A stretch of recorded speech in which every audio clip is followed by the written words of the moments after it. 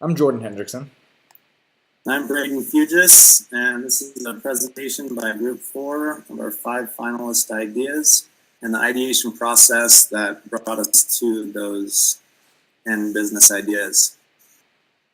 Our group consisted of Jack Sewell, Jay Gazdol, Gahan Dongle, Daisy Valenzuela, and the two of us. So these are our 5 final ideas, and we're excited to share them all with you. Perfect. So I'm just going to be jumping into the ideation process that we really went through to come up with these ideas, and more specifically the final 5 ideas that we have. So to start off, what we did when we were first assigned as a group, we created a group me, used that to communicate. From there, we then created this document, which is what you're looking at now. It's a Google Sheets.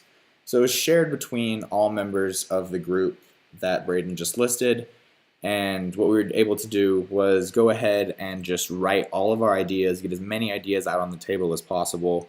So each of us wrote, as many ideas as we could think of, what that idea was, a little bit more of like the vision for that idea and what we had, in mind for what it was going to work out as. While we were going about this process of deciding which ideas were inherently better than others, we followed the requirements for the assignment. So the first one we really wanted to focus on was, are these ideas non-student centric? Do individuals not on a college campus have the accessibility and the option to use whatever product, service, app that we're developing? And if it didn't, we really wanted to just quickly eliminate those from the options so that we could, include as many people and try to get that 10 to 20 million in revenue per year type of company.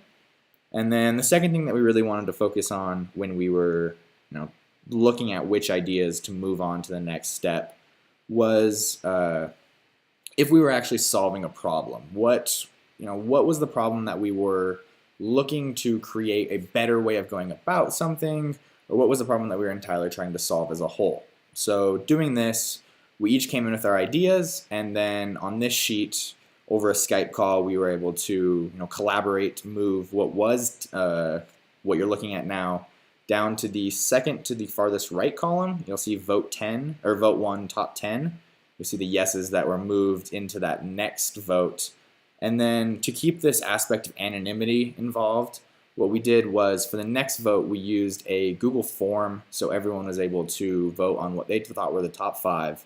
And those 5 were then moved into this PowerPoint you're looking at now. So just jumping into those top 5, I think Braden's going to have the first one for you.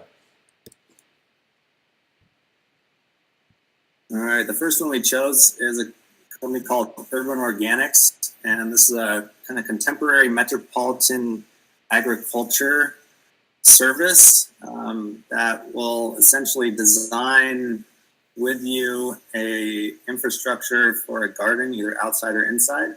And this is based on the problem that it's harder to get really good produce, and the best produce is very fresh produce. It takes a long time for produce to get from agribusiness fields into the supermarket, and so you're usually picking produce that's not ripe and ready for picking, doesn't have like all those nutrient characteristics that you need for really healthy, good, solid, clean living. So this kind of helps solve that problem, and people can choose to either have us design, grow, harvest the garden, or kind of pick what they want, kind of in a subscription-based format. So that one is Urban Organics. Perfect. Thank you, Braden. The next one we're really looking at is a car subscription service. So looking at something within the range of longer than a renting agreement, less than a lease. So leases are typically 48 to 72 months minimum. We wanted something really in that 2 to 4 month range. We wanted to focus on having different subscription levels, and then you would have access to different cars, different, we talked about in early preliminary discussion, maybe having gas packages or oil changes, car washes based on what subscription level you're at and what membership level you're at. We really just think that the market is ready for this type of idea. There's increased alternatives for transportation, as you can read on the slide, and we just really think that the market is ready for this. Right, our third idea was a pocket CPA, essentially. So this will provide an instant financial tracking of all of your credit card, debit, or other digital transactions that you make online or on your phone.